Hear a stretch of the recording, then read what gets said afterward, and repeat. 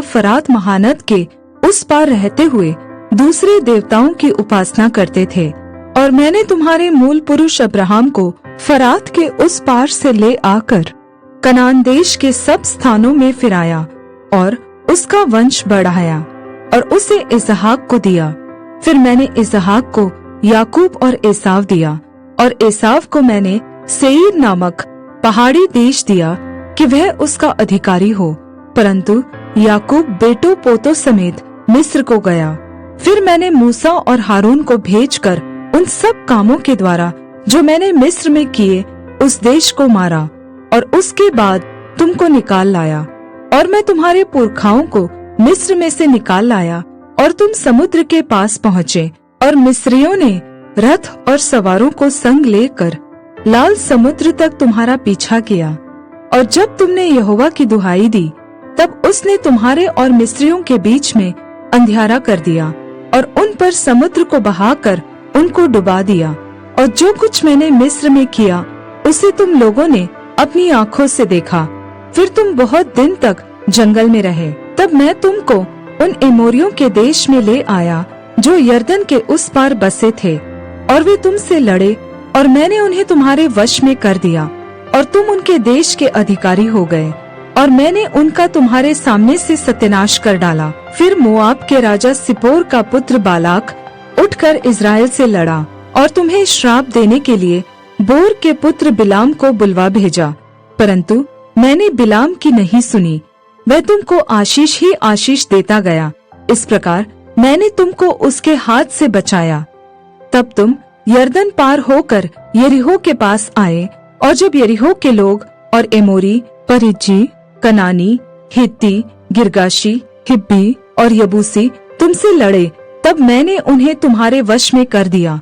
और मैंने तुम्हारे आगे बर्रों को भेजा, और उन्होंने एमोरियों के दोनों राजाओं को तुम्हारे सामने से भगा दिया। देखो, यह तुम्हारी तलवार या धनुष का काम नहीं हुआ। फिर मैंने तुम्हें ऐसा देश दिया जिसमें तुमने परिश्रम न किया था, और ऐसे नगर भी दिए हैं जिन्हें तुमने न बसाया था, और तुम उनमें बसे हो। और जिन दाख और जैतून के बगीचों के फल तुम खाते हो, उन्हें तुमने नहीं लगाया था।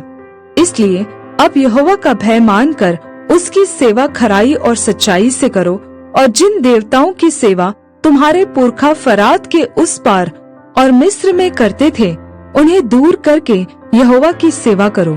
और यदि यहोवा की सेवा करनी तुम्हें बुरी लगे, तो आज चुन लो कि तुम किसकी सेवा करोगे, चाहे उन देवताओं की जिनकी सेवा तुम्हारे पुरखा महानद के उस पार करते थे, और चाहे एमोरियों के देवताओं की सेवा करो जिनके देश में तुम रहते हो।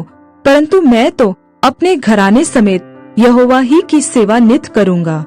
तब लोगों ने उत्तर दिया, यहोवा को त्याग कर दूसरे देवताओं की सेवा करनी हमसे दूर रहे, क्योंकि हमारा परमेश्वर यहोवा वही है जो हमको और हमारे पुरखाओं को दासत्व के घर अर्थात मिस्र देश से निकाल ले आया, और हमारे देखते बड़े बड़े आश्चर्य कर्म किए, और जिस मार्ग पर और जितनी जातियों के मध्य में से हम चले आते थे, उनमें हमारी रक्षा की, और हमारे सामने से इस देश में रहने वाली एमोरी आदि सब जातियों को निकाल दिया है। इसलिए हम भी यहोवा की सेवा करेंगे, क्योंकि हमारा परमेश्वर वही है। यहोशू ने लोगों से कहा, तुमसे यहोवा की सेवा नहीं हो सकती, क्योंकि वह पवित्र परमेश्वर है, वह जलन रखने वाला परमेश्वर है, वह तुम्हारे अपराध और पाप क्षमा न करेगा। यदि तुम यहोवा को त्याग कर पराये देवताओं की सेवा करने लगोगे, तो यद्यपि वह तुम्हारा भला करता आया है, तो भी वह फिर कर तुम्हारी हानि करेगा और तुम्हारा अंत भी कर डालेगा। लोगों ने यहोशू से कहा, नहीं, हम यहोवा ही की सेवा करेंगे। यहोशू ने लोगों से कहा, तुम आप ही अपने साक्षी हो कि तुमने यहोवा की सेवा करनी चुन ली है। उन्होंने कहा, हाँ, हम साक्षी हैं। यहोशू ने कहा, अपने बीच में से पराये देवताओं को दूर करके अपना अपना मन इज़राइल के परमेश्वर यहोवा की ओर लगाओ। लोगों ने यहोशू से कहा, हम तो अपने परमेश्वर यहोवा ही की सेवा करेंगे और उसी की बात मानेंगे। तब यहोशू ने उसी दिन उन लोगों से वाचा बंधाई और शेकेम में उनके लिए विधि और नियम ठहराया। यह सारा वृत्तांत यहोशू ने परमेश्वर की व्यवस्था की पुस्तक में लिख दिया और एक बड़ा पत्थर चुनकर वहाँ उस बांज वृक्ष के तले खड़ा किया जो यहोवा के पवित्र स्थान में था। तब यहोशू ने सब लोगों से कहा, सुनो, यह पत्थर हम लोगों का साक्षी रहेगा, क्योंकि जितने वचन यहोवा ने हमसे कहे हैं उन्हें इसने सुना है, इसलिए यह तुम्हारा साक्षी रहेगा। ऐसा न हो कि तुम अपने परमेश्वर से मुकर जाओ। तब यहोशू ने लोगों को अपने अपने निज भाग पर जाने के लिए विदा किया। यहोशू और एलियाजर का मरना।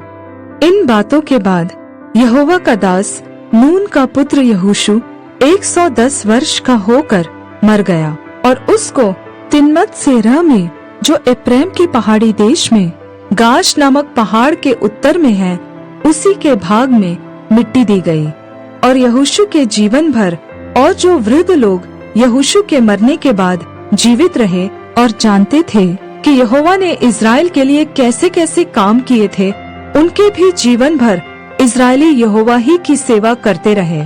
फिर यूसुफ की हड्डियां, जिन्हें इज़राइली मिस्र से ले आए थे, वे शेकेम की भूमि के उस भाग में गाड़ी गई जिसे याकूब ने शेकेम के पिता हमोर के पुत्रों से 100 चांदी के सिक्कों में मोल लिया था। इसलिए वह यूसुफ की संतान का निज भाग हो गया। और हारून का पुत्र एलियाजर भी मर गया और उसको एप्रैम की पहाड़ी देश में उस पहाड़ी पर मिट्टी दी गई, जो उसके पुत्र पीनहास के नाम पर गिबत पीनहास कहलाती है, और उसको दे दी गई थी।